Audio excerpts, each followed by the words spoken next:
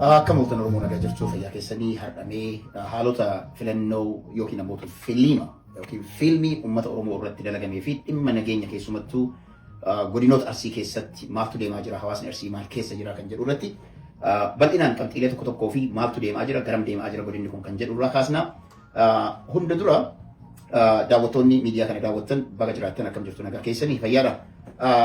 Har'a wantoonni filannoon Itoophiyaa keessatti gaggeeffamee jira. Filannoon mallattoo rasaasaa uummanni qamadiidha jedha. Qamadiin bakka lama, nadoon bakka lama hidhamtu agarrees hin beeknu hin jirusi. Nadoon bakka tokko qofa hidhama. Garuu jarri mallattoo rasaasaa fi rasaasa isaan qabataniitiin filannoodhaaf dhiyaatanii.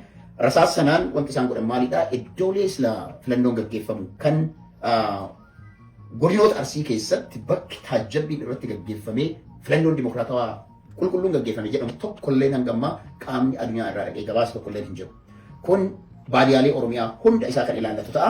Gabaasaaleen achirraa dhufan naannolee Itoophiyaa keessatti guutuu keessatti kan gabaasni dhufu filannichi ifaan ifatti akka hatame, ifaan ifatti korojoon cadhifameetuma akka guutame, akkasumas immoo warri filannoo irratti hirmaatan ergaan isaan dhaqqabsiisaatiin turan fakkeenyaa fi Arsii Bahaa keessaa naannoo Aanaalee Buleessaa fa'aatti inni tokkoffaadha jennee akka ajaa'ibaatti wanti ilaalaa turre wantoonni namoonni achirraa gabaasan bal'inaan wanti isaan kaasan iddoo filannoo dhaqanii iddoo filannoo sanatti qalama quba irratti hin godhanii fi erga qalama quba irratti godhanii booda kaardii irraa fudhanii tayya nagaatti jedhanii uummata gaggeessaa turan. Hin filanne uummata jedhu, hin filadha uummata jedheetiin yoo namni mirga isaatiif falmuun gaafii gaafatu nagaan galuun barbaaddu nagaan gara mana kenteetii deemi jedhameetiin godina Arsii Bahaa keessatti namni hedduun bal'inaan akka gaggeeffame yookiin gara mana akka deemsifaman godhamaa turee jira. Kuni komii iddoo tokko osoo hin taane godina Arsii Bahaa keessatti bal'inaan bakka hundatti kan mul'atedha. Rakkinni kun achi qofaan hibina hanga magaalaa Adaamaatti godina Arsii Bahaa kan jedhamu kanarraa hanga magaalaa Adaamaatti hanni ifa ta'e kan sodaas kan illee hin qabne korojoon hatuun ittiin guutamuun ifatti himamee jira. Naa jastaa amma godina Arsii qofa kaafna malee iddoo Dr. Mararaa Guddinaa itti dhalate. Magaalaa tokkee magaalaa jedhamtu keessatti kiirri dhibbatti wanti godhame woma Arsii keessatti godhame kun akka ta'e ifatti uummanni dubbatee jira. Lakkoofsa filannoo sanaallee yoo ilaalte akkaataan filannoon itti lakkaa'amu seeraan lakkaa'ama. Filannoon akka itti lakkaa'amu iccitiidhaan lakkaa'ama. Koreen waan kana gaggeessu naamusa mataa isaa, leenjii mataa isaa ta'e qaba. Wanti viidiyoon nu ga'aatiin ture, wantoonni isaan ala irratti godhan suuraaleen dhufan garuuyyuu completely sirna filannoon ittiin gaggeeffamu osoo hin taane sirna mo'achuu isaanii qofa itti ilfachuudhaaf yookiin ammoo celebrate itti gochuudhaaf hojjetan akka ta'e ifa. Kanaaf mootummaan fiilmii dalage malee filannoon gaggeeffame tokkolleen hin jiru. Uummanni Oromoo kan mootummaa kana fidee fi iddoo sanatti bee fakkeenyaaf dubartii ulfaa hadha deessee araasii jechuudha. Fuudhanii iddoo sana geessan maal jedhanii nuuf himan laala filannoo kana carraa argatanii irraa hafuun hin danda'amu nuun jedhan garuu kan ta'isanii miti. Sodaachifamanii dubartiin ulfaa deettee osoo mul'iin isii akkas jiru iddoo filannoo dhaqu jechuun kun kanaa ol gammachuu osoo hin taane salphinni kanaa olii hin jiru. Ameerikaa keessatti yeroo rakkoon akkanaa kun hin jiru biyyoota guddatan keessatti absentii voot waan jedhamutu jira. Absentii vootiin namichi iddoo sanatti argamuu hin danda'u taanaan osoo guyyaan dahumsaa hin geenye yookiin biyyaa deemuun osoo hin geenye lafa jala sagalee isaanii kennuu hin danda'ama. Osoo waan akkasii mijeessanii waan namatti tolu kuni raajiidha qaanyii. Filannoo kana irratti ammoo diraamaan garaagaraa wantoonni dalagan fakkeenya tokko isin hima kan dalagan nama kiraanchii midhaan wiilchee kiraanchii qabateetiin dhaqee iddoo filannoo sanarraa ammoo akka waan filannoon kun dirree Sheek Huseen yookiin ammoo charchii yookiin ammoo xabala ta'eetitti namichi achirraa ol utaaneetiin ka'ee fiigee deeme filannoon kun filannoo maaliiti jedhanii yeroo kaasan kuni qaanyiin kanaa olii wanti addunyaa irratti ta'ee hin beekne filannoo kana irratti diraamaan uummanni keenya arge diraamaa uummata keenya waggoota shanan dhufan itti taphachuudhaaf karoorfame akka ta'e ifa. Qamadiin ittiin sosoban hin jiru sarara lamaan qaba rasaasa qawweedhaa akka ta'e suuraalee feesbuukii irratti hiriirraa ilaaluu dandeettan. Inni biraa biyya keessatti amma miidiyaan biyyaa hundi isaaniitu maal jedhanii gabaasaa jiru yoo jenne filannoon karaa nagahaatiin jalqabarraa hanga dhumaatitti jedhan gabaasota sirnaan dhageeffadhe keessa gabaasa nama sadii kan na dinqisiisee fi raajii natti isiniif kaasa. Tokkoffaa Uhuru Kenyaata. Uhuru Keniyaataan mootummaan Itoophiyaa dursee waan inni godhe isinii haa himu. Afrikaan Yuuniyeenii sossobuudhaaf joornaalistoota ofii maallaqa kafalanii fi affeeran sossobuudhaan karaalee konkolaataa irratti lafa nageenyi ni jira yookiin ammoo itti fakkaatan jarri kun ni dhaqan jedhanii dursamee tilmaame hunda dimokiraataa fakkeessanii uummanni akka ofiin filatu godhanii haala mijeessanii namoonni iddoo sana dhaqanii filannoon dimokiraataa fakkaata. Naa ta'uu liida gaazexeessaan Giruum Caalaa namni jedhamu gaazexeessaa CCTV I think Ingiliffa biyya Chaayinaa irraa gaazexaa isaanii hojjetu afaan Ingiliffaan hojjeta. Makiinaa oofee deddeeme. Makiinaa oofee osoo harkaa qabu osoo baadiyyaa Oromiyaa keessa hin bahin gandoota magaalaa sanaa keessa deddeemanii miidiyaaleen kun filannoon kun filannoo gaarii akka ta'e itti dubbate. Afraffaa Human Rights Commission jalatti dameen dhimma siyaasaalii fi dhimmoota garaagaraa irratti gaggeeffamu namni ani akkaan jaaladhu tokko gabaasa dhiyeesse. Human Rights Commission keessa nama dalagu hotta namni kun Arbaa Minci deemneerraa Jimma deemneerraa filannoon kun filannoo karaa nagaatiin gaggeeffamee jira. ta'uu danda'a. Jimma yoo ta'e, Arbaa Minci yoo ta'e, Itoophiyaa guutuutti filannoon sun filannoo haqa qabeessa jechuun hin danda'amudha. Gara biraatiin miidiyaalee probably booda sheer godhee jira fakkaata seef godhee jira. Miidiyaaleen addunyaa kanneen gabaasan jiru.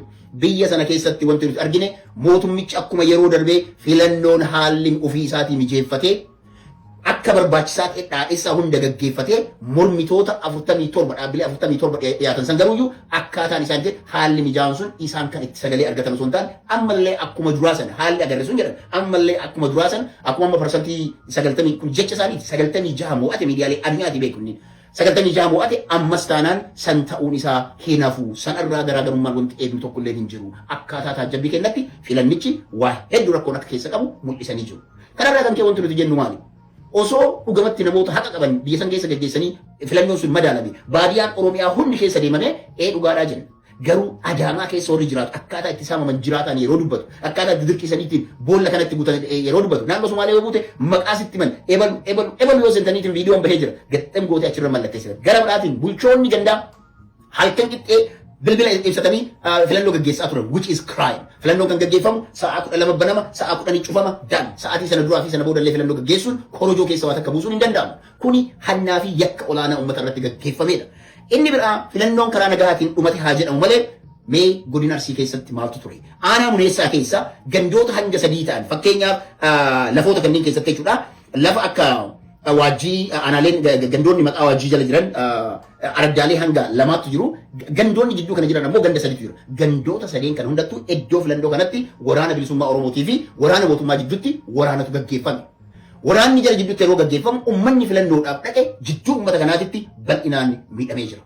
Filannoon kun filannoo karaa nagaan gaggeeffame moo filannoo dhiigni ilmi namaa akka kitimaatitti irratti wareegamedha. Kuni wal sossobuun hin barbaachisu uummata sana kan du'e dhugaa isaanii dhossuu irra haqa jiru dubbattanii uummatichi osoo dhugaa itti himtaniitiin aangoo silaa gara dhalaatiin aangoo qabatanii jiraatanii yoo itti fuftan bareedaadha. Dhugaa garuu wal dhossaatiin of dura deemuun wal amanuun Oromoodha jedhaniitiin kijibaan wal faarsuun akka hin barbaachifne isinitti himna. Inni biraa aanaa heeban fudhadhaa. Aanaa heebanitti almost lola hamatu gaggeeffame. Lolli hamaan aanaa heeban keessa gaggeeffame kana keessatti even sababa muddamsa godina sana keessa uumameen jechuudha. Muddamsa hamaan erga uumamee booda bulchaan godinaa caasaalee nageenyaa godina sana keessatti argaman hunda isaanii walitti qabanii kallattii ittiin deemuu danda'an agarsiisanii jiran. Iddoo sana irratti yoo xiqqaate namni 150 ol akka isaan irraa dhumate milishaan leenjii gahaa hin qabne kan xiinsammuu isaa qophii hin qabne kan humna meeshaa waraanaa hin qabne kan hidhannoo takka illee uffata takka illee hin qabne manaa fuudhamee leenjiin gahaan osoo hin gaggeeffameen watakka wanti qophii osoo waraanni woboon qophaa'ee dhaqe lafarraa ilmaan namaa kurame. Tokkoon gandoota yoo xiqqaate maatiin 150 ta'u gaddatu galee jira. Gaddi kun sababa kamiin galee filannoon kun gaddi kun hundi galee filannoon kun filannoo dimokiraatawaatiin nun jedhu. Filannoon kun nageenyaan xumuramee nun jedhu. Naannoon Amaaraallee kanuma wanti garagaraa jiru. Naatoo liidaa. Wantoonni bulchiinsi godina Arsii bahaa yookiin Arsii lixaa amane keessaa milishaan keenya onneen qabu, milishaan keenya even waan uffata tokko kan nama qaanyisu shirrixiin qabu, wama takkaa'u milishaan keenya hin qabu.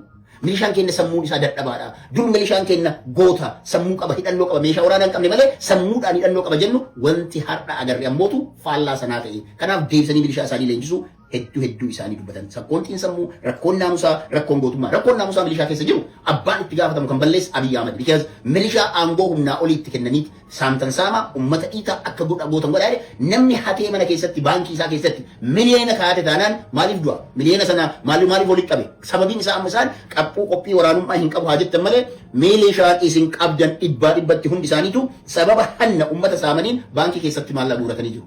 Maallaqa sanarraa hin du'uudhaaf osoo dheessan rasaasa wobootiin akaawaman. Kuni barnoota guddaa isinii ta'uu qaba. Lola ittiin amanne ittiin deemina. Waan itti amanetti milishaan maatii keessatti irraa hin qubatina. Guyyaa kaleessaa yoo xiqqaate maatiin 500 poolisa dabalatee poolisaa fi amma kun 550 kun poolisa godina Arsii lixaatii fi milishaa Arsii lixaa qofa. Waraanni mootummaa kanaan ala jira hubadha. Namni hanga kanaa milishaan hanga kanaa maatiin hanga kanaa maatiin 550 guyyaa kaleessaa yoo ta'e abbaa malee hafee jira. Manni maatiin sun diigamee jira. Maatii sanarraayyuu kan du'e qaanyi wanti namatti ta'u. Laal gatii akka milishaadhaaf mootummaan kun hin qabne kabajaa milishaa kanaaf akka mootummaan hin qabne milishaan eenyuuf akka du'aa jiru sirriitti wanti inni beekuu qabu wanti jedhame maali taaziyaa yookiin ammoo gadda milishaa kanaa awwaalcha milishaa fi raayyaa poolisaa kana irratti yoo argamtan jedhan qarshii yoo xiqqaate 150 hanga 200 yookiin 150 qabadhaa deemaa jedhan. Qarshii 150 jechuun doolaara 277 doolaara Ameerikaatti. Doolaara 277 kan namni tokko gadi bahee daqiiqaa muraasa yookiin guyyaa tokko keessatti argatee ittiin galu. Kanaaf wareegama qaalii kafaluun aangoo mootummaa lubbuun mootummaa milishaadhaa sadarkaa kamiin madaalaa jira jechuudha. Sadarkaa qarshii 200 fi doolaara 270tti madaalaa jira jechuudha. Milishaan eenyuuf du'aa jira kan lubbuun isaa madaalii hin qabne, kan gatii hin qabne, kan shirriqii hin binneef, kan maatii isaa teekir gochuun hin danda'amne, kan ooruun isaa maatii isaa irraa hin qotamne. Kanaaf milishaan biyya sana keessa jiruu fi wareegama hin taane kafaluudhaaf deemtan of eeggannoo isin barbaachisu godha. Hin du'ina waan isin hin fayyadneef gadhiisaa karaa jaalatanii osoo hin taane mootummaan dirqamee waraana woboo wajjin gadi taa'ee mari'atee nageenya biyyattii sana keessa buusuun fala dhumaa waan ta'uuf jechuudha. Yoo isin akka bantaniitu itti deemtan akkanuma dhumattu. Dhumaatiin keessan itti fufa maatiin kan ka'e abbaa malee duree irra tafa kana yeroon keessattu jedhee umrii keessan guutuutti qabadhaa guyyaa biraa ragaa baatu. Inni biraa sababa aanaa heban keessatti lola ture irraa kan ka'e siraaroo irraa wanti godhame maali humni achii dhumatee jennaan poolisa fuudhanii gamas geessan. Poolisni yeroo gamas geessan aanaa tokko irratti poolisa afur qofa tufe magaalaa keessatti jechuudha. Poolisni afur arfan kana keessa poolisiin tokko nama karaa deemu irratti nama karaa nagaa hatiin deemu irratti rasaasaan dhahee ajjeese. Olmus rukute. Dan namni biraa dhaqee maal ta'e jedhee fira sana guuturma irratti itti dabale. Kuni naamusni poolisaa biyyattii sana naamusa qawweedhaan yaaduu malee sammuu fi namoonni akka keessan jirre bulchiinsi godinaallee poolisa keessaniif naamusa hawaasa keessanii yoo hin kabajne eenyuyyuu hin kabajne gatiin isaa mindaan keessan maal ta'e mul'ate. Wanti isinii kafalame maal ta'e ture ajjechaa poolisni nama lamaa maatii nama lamaa irratti raawwate kanarraa kan ka'e dha'iinsa irraa kan ka'e ummanni magaalaa Siraaroo akka jirutti gadi bahee poolisoota sana wajjin wal dhabbiin guddaan uumame alarraa rakkotu ture keessarraa rakkotu ture hidhamtoonni mana hidhaa keessa jiran akka jirutti erga gochi kun ta'een aariidhaan mana hidhaa cabsanii bahan balaan guddaan jidduu sana keessatti nama hedduutu madaa'e lubbuun namaas badee jira jechuudha. Kuni kan ta'uu danda'eef sababa milishaa nuti leenjisnu poolisni nuti leenjisnu aantummaa uummataa osoo hin taane aantummaa paartii siyaasaa qabaateef kuni yakka olaanaadha. Poolisiin biyya tokko waan akka uummanni kun barachuu qaba uummanni biyyattii sana poolisiin biyya tokko poolisni jechuudha. Makalaakayaan biyya tokko dhimma filannoo irraa tarqachuun qabu akka seera biyyattii sanaatitti. Because siyaasaa irraa walaba namni siyaasaa keessa jiru caasaa san keessa abbaa alangaa qofa abbaan alangaa miseensa dhaabaati. Kanaan ala poolisiin biyyattii sana miseensa dhaabaas ta'uu hin danda'u dhaaba tokkoofis dhaabbachuu hin danda'u seera olaantummaa seeraa kabachiisuudha. Bifa kanaan ilma uummata keessan ajjeesuu jechuun uummata boru tajaajiltan akkam gootanii akka tajaajiltan akkam gootanii uummata sana keessa gadi baatanii akka galuu dandeettan hin beekamu. Lakkoofsi poolisii qawwee qabattan malee baay'ee muraasa. Uummanni isin irratti taphattan kun garuu hawaasni isin irratti rasaasa itti garagalchitan kun diina dhiistanii uummata keessanii garagalchitan kun guyyaa mootummaan kun dabrellee isaan hawaasni kun ni jiraata kana sirriitti naaf hubadhaa galatooma. Qabxii biraatti kan darbu jira.